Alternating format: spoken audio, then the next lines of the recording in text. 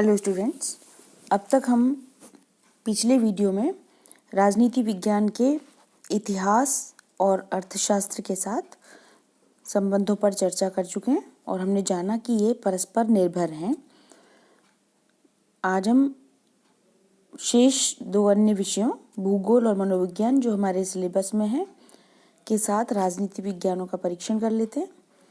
पहले हम लेते हैं राजनीति विज्ञान और भूगोल में संबंध। ये दोनों हम कल देख चुके थे, राजनीति विज्ञान और इतिहास और राजनीति विज्ञान व अर्थशास्त्र, ये पिछले वीडियो में हम देख चुके हैं। आज हम ले रहे हैं राजनीति विज्ञान व भूगोल में संबंध। हालांकि भूगोल का संबंध हम जानते हैं कि कृषि, भूमि, जलवायु, वर्षा, खनिज, भौगोलिक संरचना वगैरह से होता है, इसलिए राजनीति विज्ञान से ये बहुत अलग विषय प्रतीत होता है, पर फिर भी दोनों एक दूसरे से घनिष्ठ रूप से संबंधित हैं। और वर्तमान समय में तो एक जियोपॉलिटिक्स नाम का विषय बन चुका है। दोनों में संबंध है ये दर्शाने वाला एक रूसो का अच्छा सा स्टेटमेंट है। रूसो कहते हैं कि उष्ण जलवायु में, गर्म जलवायु में निरंकुश राजतंत्र, शीत जलवायु में बर्बर तंत्र और सम जलवायु में सुराज्य की स्थापना होती है। मतलब जलवायु से भी इवन पॉलिटिकल सिस्टम पर असर आता है, शासन व्यवस्था का डिसीजन उसके द्वारा भी हो सकता है। अरस्तु ने भी इसी दिशा में अपना बात कही थी और उन्होंने कहा कि जलवायु, भूमि, समुद्री तट, पहाड़, मैदान, खाड़ियाँ वगैरह राजनीतिक इतिहास तथा किसी भी देश की सभ्यता और संस्कृति पर अमिट छाप छोड़ती हैं। तो दोनों में रिलेशन है, ये सिद्ध हो जाता है। हम कुछ एग्जाम्पल से या कुछ पॉइंट्स में हम इस बात को करते हैं कि राजनीति पर भूगोल का क्या प्रभाव पड़ता है। दोनों में गहरा संबंध है। भूगोल राजनीति पर असर डालता है, मतलब राजनीति विज्ञान को प्रभावित करता है, और मतलब राजनीति विज्ञान को अच्छे से समझने के लिए भूगोल की सहायता लें तो बेटर होता है। भौगोलिक स्थिति, पहली बात कि भौगोलिक अवस्थिति किसी भी देश की राजनीतिक स्थिति पर असर डालती है। जैसे किसी कंट्री के बारे में हम चर्चा करें, जैसे हम स्विट्जरलैंड का उदाहरण लें, तो स्विट्जरलैंड के बारे में हम जानते हैं कि उसने तटस्थता की नीति अपनाई हुई है। तो उसकी ये तटस्थता की नीति का अपनाना एक मजबूरी भी थी, क्योंकि आसपास वो इतनी महाशक्तियों से, तत्कालीन महाशक्तियों से घिरा हुआ था। आसपास उसकी सीमाएं बहुत सारी कंट्रीज से लगती हैं, तो तटस्थता अगर वो नहीं रखेगा तो उसको लगातार किसी न किसी संघर्ष का सामना डेफिनेटली करना पड़ेगा। तो भौगोलिक संरचना ने उसकी पॉलिटिकल पॉलिसी को, विदेश नीति को तय किया। इंडिया में जो बीच के स्टेट्स हैं, प्रांत हैं, वो हमें पॉलिटिक्स में ज़्यादा सक्रिय दिखते हैं। जैसे यूपी से कई बार प्राइम मिनिस्टर बने हैं। जो दूर दराज के क्षेत्र हैं, जैसे ईस्टर्न जो स्टेट्स हैं, वो केंद्रीय पॉलिटिक्स में थोड़े से कम दिखाई देते हैं। वहाँ के नेता थोड़े से कम यहाँ पर हैं एक्टिव। तो भौगोलिक जो अवस्थिति है, इससे राजनीतिक स्थिति पर थोड़ा फर्क आता है। अमेरिका भी बहुत हायर पोजीशन पे है, क्योंकि उसके पास बहुत सारे प्राकृतिक संसाधन हैं, और इस कंडीशन में वो, उसके आसपास कोई ऐसा कंट्री नहीं है जो उसे चैलेंज दे पाए। तो एक छत्र एक तरह से, पर क्योंकि सीमाएं उसकी सुरक्षित हैं, परेशान करने वाला कोई भी कंट्री उसके आसपास नहीं है लेवल का, तो कम से कम उस चीज़ से परेशान नहीं होना पड़ता उसको, और वो बाकी एरियाज में अपनी शक्ति को लगा पाता है। दूसरी बात कि भौगोलिक स्थिति से अंतर्राष्ट्रीय संबंध भी निर्धारित होते हैं। और हम कौटिल्य का यदि मंडल सिद्धांत हमने पढ़ा हो, सुना होगा हमने इस बारे में, और वो तो यही बताते हैं कि निश्चित रूप से जिस राज्य की सीमा अपने राज्य से मिलती है, अपनी सीमा से मिलती है, उससे निश्चित रूप से दुश्मनी होगी, और जिसकी सीमा उस दुश्मन से मिलती होगी उससे हमारी स्वाभाविक मित्रता होगी। पड़ोसी देश से सीमा विवाद और दूरस्थ से दोस्ती, ये कौटिल्य के अनुसार सहज हैं और ये हमें प्रैक्टिकली दिखाई भी देता है। जिन जिन देशों से हमारी सीमा मिली हुई है उनसे जनरली विवाद होते रहते हैं, सीमा विवाद होते रहते हैं, पर जिसकी सीमा उस पड़ोसी राज्य से मिली हुई है उससे हमारी सामान्यतः दोस्ती होती है। जैसे इंडिया और रशिया की दोस्ती रही है, अफगानिस्तान से भी अच्छे रिलेशन रहे हैं भारत के। और तीसरी बात की जलवायु जो प्योरली ज्योग्राफिकल कंडीशन है, राजनीतिक संस्कृति को प्रभावित करती है। ये अभी हमने रूसों का स्टेटमेंट भी पढ़ा था शुरू में कि ये मानव स्वभाव पर गहरा असर डालकर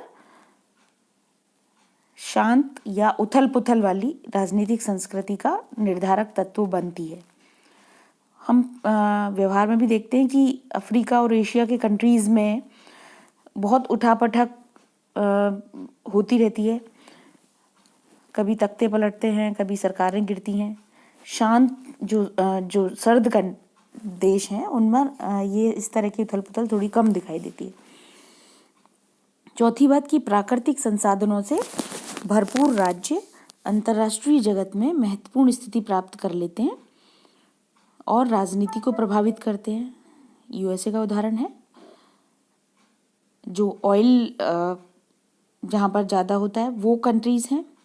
ये सब इनको ये एक इम्पोर्टेंस रखते हैं इंटरनेशनल रिलेशंस में और इनको इग्नोर नहीं किया जा सकता। आगे देखते हैं हम कि ना सिर्फ राजनीति पर भूगोल का प्रभाव होता है बल्कि भूगोल पर भी राजनीति का प्रभाव होता है। और पहली बात कि राजनीतिक निर्णय किस तरह से ज्योग्राफी पर असर डालते हैं कि ये पॉलिटिकल डिसीजन ही किसी देश के या अंदर के इंटरनल जो प्रांत होते हैं, राज्य होते हैं, उनके आकार प्रकार और सीमाओं को निर्धारित करते हैं। एक राज्य के दो टुकड़े भी हो जाते हैं, जैसे तेलंगाना नया बना तो वो पॉलिटिकल डिसीजन की वजह से बना, या बांग्लादेश पाकिस्तान से अलग हुआ तो ये पॉलिटिकल रीज़न थे उसके पीछे। तो पॉलिटिक्स भौगोलिक संरचनाओं पर भी प्रभाव डालती है, तो उसकी हेल्प लेना भी समझने के लिए ज़रूरी होगा। यह एक बिल्कुल मॉडर्न नई बात कि पर्यावरण संरक्षण अब एक बड़ा मुद्दा बन चुका है, राजनीतिक मुद्दा बन चुका है। पर्यावरण जो प्योरली ज्योग्राफिकल विषय है वो एक बड़ा राजनीतिक मुद्दा है आजकल, और इससे संबंधित राजनीतिक निर्णय निश्चित रूप से पृथ्वी का भविष्य तय करेंगे। तो ये राजनीति विज्ञान और भूगोल के घनिष्ठ संबंध हैं, ऐसा इन चर्चा के बाद हम देख पाते हैं। अब हम देखते हैं राजनीति विज्ञान और मनोविज्ञान में संबंध। मनोविज्ञान मानसिक क्रियाओं और उसके मानव आचरण पर प्रभाव का अध्ययन है। ये हम जानते हैं, ये मानव व्यवहार का अध्ययन है।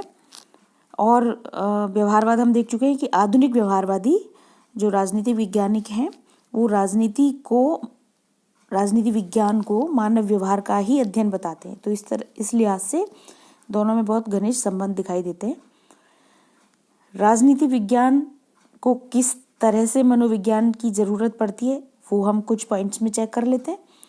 राजनीति विज्ञान किस तरह से मनोविज्ञान पर निर्भर है, उसको कहाँ कहाँ मनोविज्ञान की ज़रूरत पड़ती है। पहली बात कि सफल राजनीतिज्ञ जो होते हैं, अच्छे नेता, अच्छे जो राजनीतिज्ञ होते हैं वो हमेशा हमने देखा है कि मनोविज्ञान के अच्छे ज्ञाता होते हैं, जो जनता की भावनाओं और संवेगों को ज़्यादा अच्छे से समझते हैं और उसके अनुसार आचरण करके वो लोकप्रियता हासिल कर लेते हैं और सफलता प्राप्त कर लेते हैं। तो वो मनोविज्ञान के अच्छे ज्ञाता होते हैं। डेफिनेटली वो वैसी ही बातें करते हैं जो जनता को पसंद आती हैं, वो वैसी ही नीतियाँ बनाते हैं जो जनता को पसंद आती है, और इससे वो लोकप्रिय और सफल हो पाते हैं।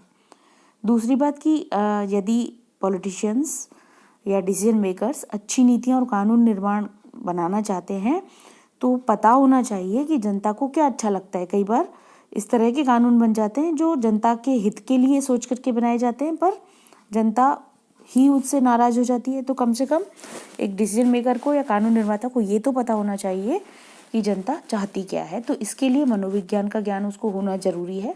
तो राजनेता को या राजनीति विज्ञान को मनोविज्ञान की हेल्प की जरूरत है, ये इससे प्रूव होता है। आंदोलनों, दंगों जो आए दिन होते रहते हैं इस पॉलिटिकल सिनेरियो में, तो इन समस्याओं को समझने के लिए और उन समस्याओं को हल करने के लिए भी राजनीतिज्ञों को मनोविज्ञान की जानकारी होना आवश्यक होता है। और चौथी बात कि चुनाव वगैरह के पूर्वानुमान करने के लिए या मतदान व्यवहार को अच्छे तरीके से जानने के लिए मनोविज्ञान की जानकारी हो तो काफ़ी बेटर होता है नेताओं के लिए, राजनेताओं के लिए। और एक और बात कि राष्ट्रीयता जो राजनीति विज्ञान का एक प्रमुख तत्व है, वो खुद ही एक मनोवैज्ञानिक अवधारणा है। राष्ट्रीयता एक मनोवैज्ञानिक अवधारणा है जिससे राष्ट्र निर्माण होता है। तो ये इस तरह से मनोविज्ञान राजनीति से गहराई से जुड़ा हुआ है, ये हम पाते हैं।